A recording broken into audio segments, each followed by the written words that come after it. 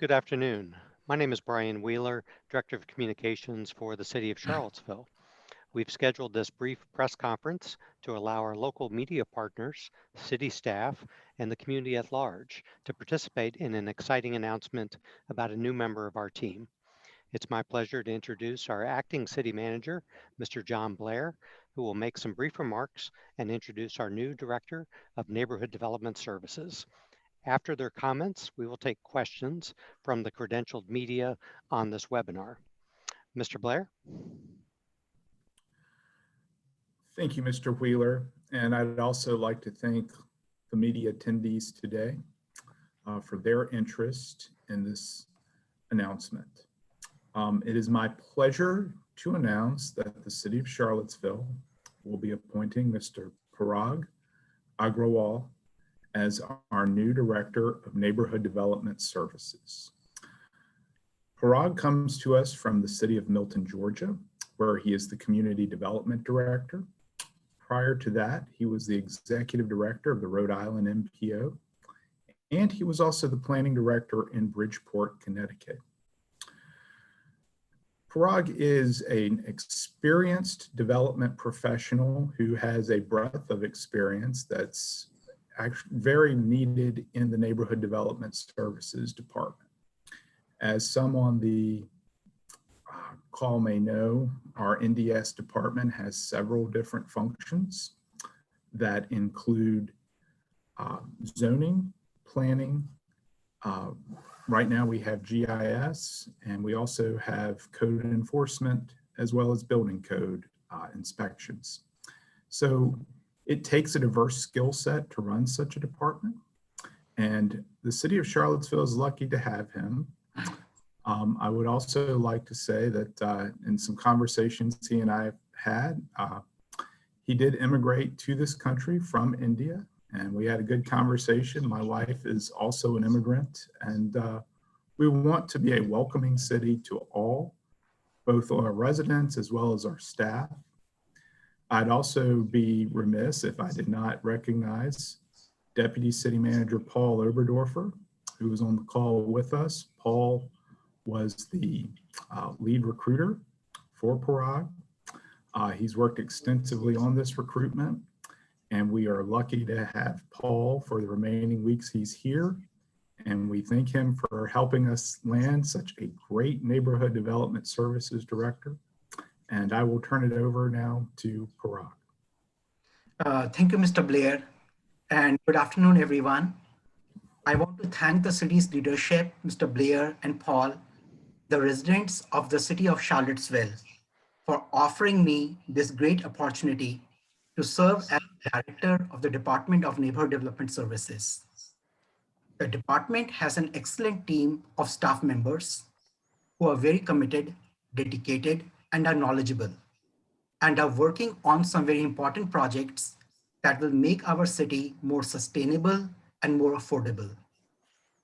I also want to thank the various stakeholders groups that were part of the hiring process.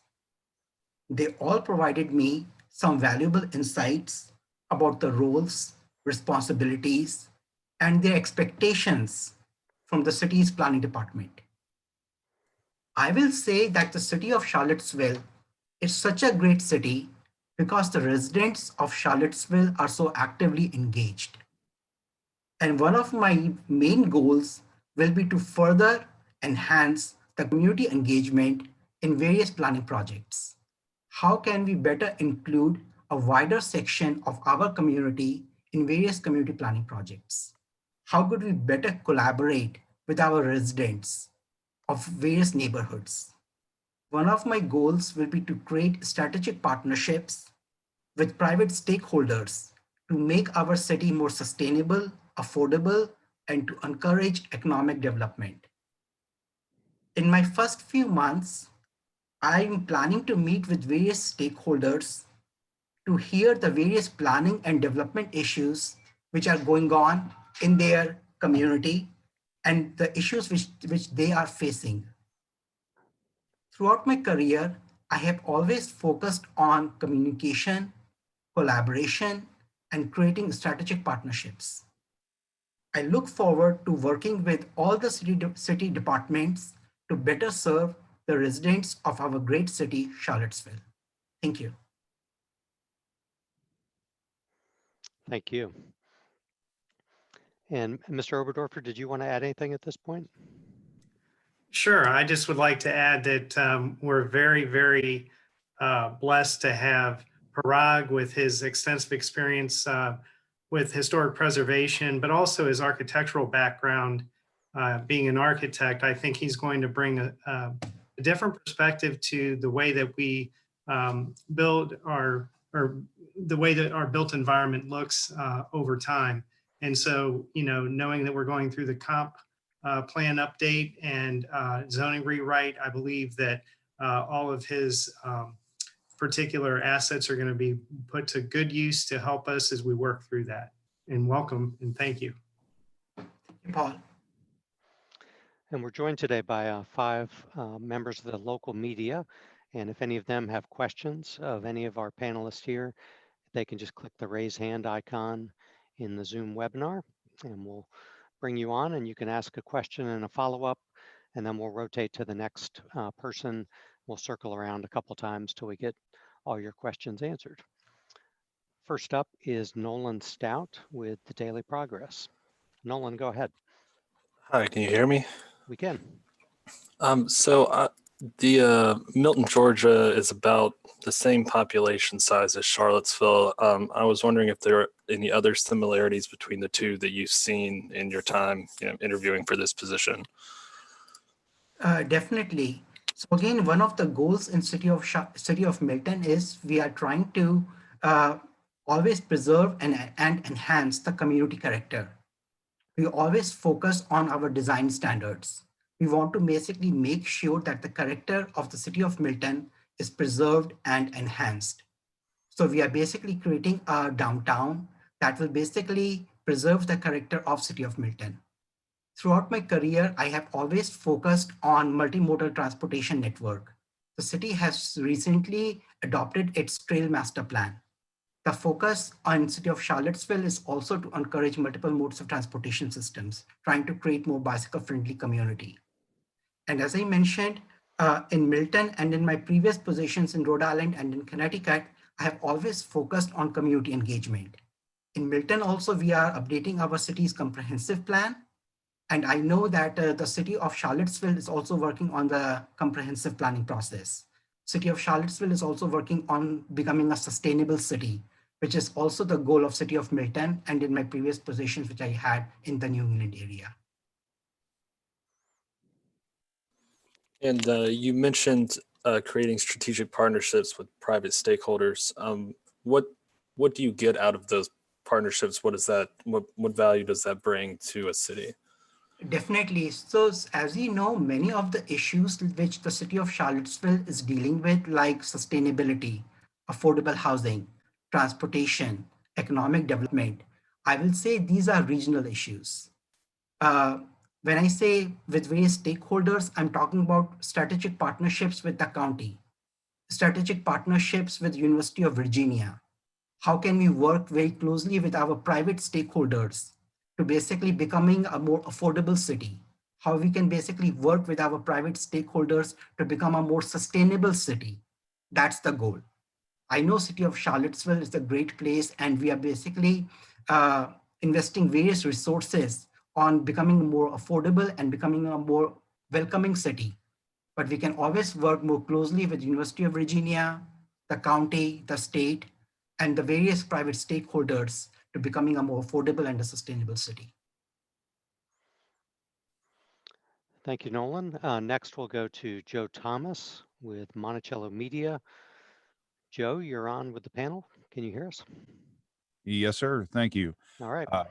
Mr. Agrawal, thank you very much for joining us in Charlottesville. I just was curious if you've ever worked with form-based code, and what are your opinions of it?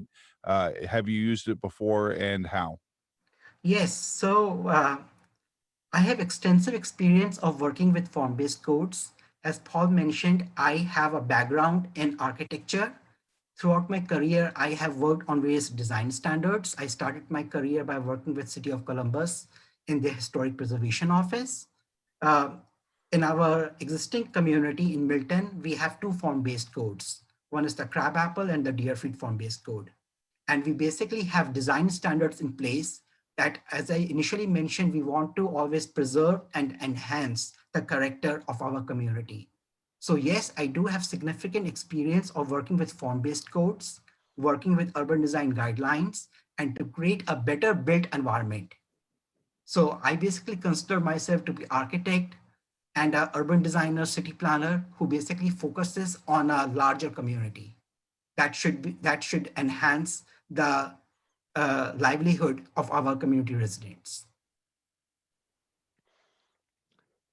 Joe, did you have a follow-up? No, thank you. Okay, thank you. And we've got some other journalists on the call. If you'd like to ask a question, just click the raise hand icon. Next up is Sean Tubbs. Sean, you're on with the panel. Go ahead. Hi, yes, congratulations and welcome. This is a question I think for everybody. There's been a lot of talk about a long-range planner position, and I'm just wondering, with this announcement today, are we still expecting that position to be filled, or is that something that will be up to yourself and Mr. Blair and the future city and the future city manager? So I can start, but I will ask Mr. Blair to join, Mr. Paul to join me. So again, after starting my position, we will be looking at the various capacities of the department, the various roles and functions of the department, and then I will be providing my recommendations to the acting city manager and the city's leadership.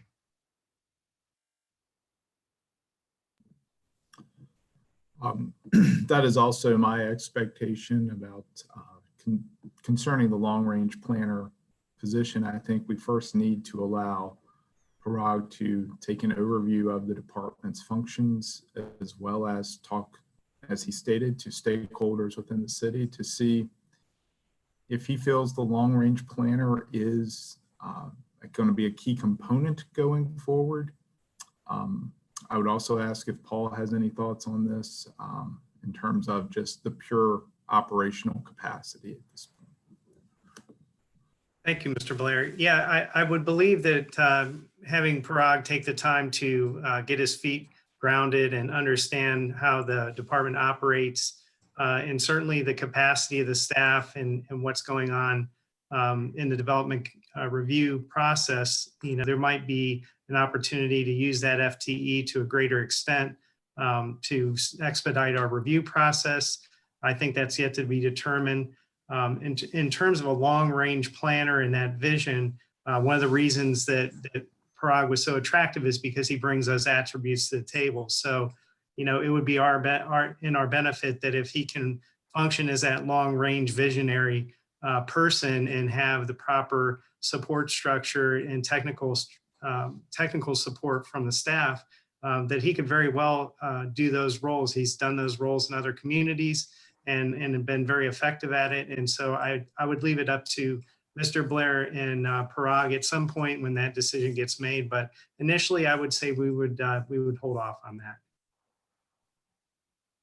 And if I could ask just one quick follow-up, what are some of the documents that you think you'll be looking at in order to sort of prepare yourself for this role?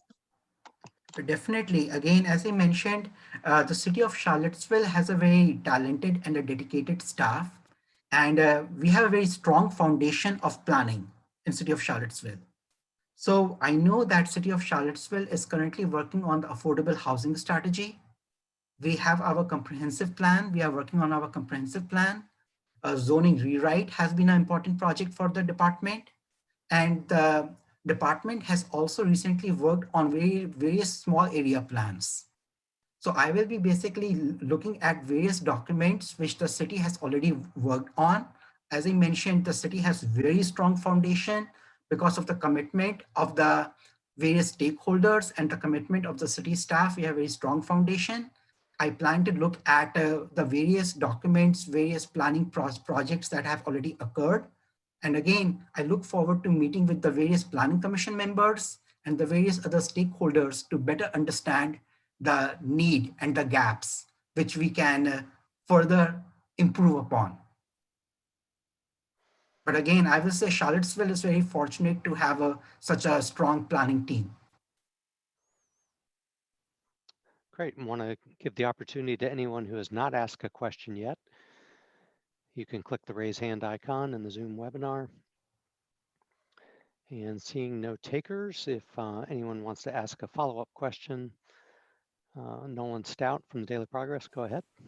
I've got two. The first one's pretty easy. What is your hometown in India? I basically belong to a town near New Delhi. It's called Roorkee. It's an educational town. And it's basically, we have an IIT Roorkee, which is basically sort of Ivy League institution. So it's a small town. In Indian standards, it's a small town of about 100,000 people. Educational town. So throughout my career, I have always grown up with engineers and architects. So that's the reason I always wanted to become an architect. And I was wondering how that upbringing as someone who's immigrated to this country might help you connect with the wider section of the community that you want to get involved with community engagement. Definitely. As Mr. Blair just mentioned, Charlottesville is a very welcoming community.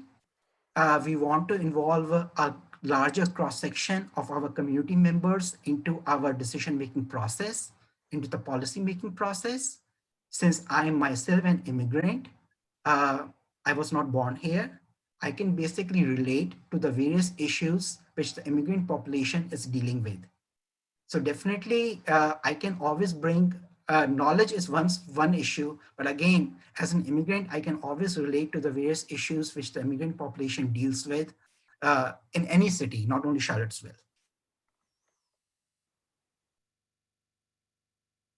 Great. Next, we'll go to back to Joe Thomas. Joe, go ahead. Thank you, Brian. Parag, Bridgeport, Connecticut is a town with economic challenges and poverty issues surrounded by fairly affluent parts of Connecticut.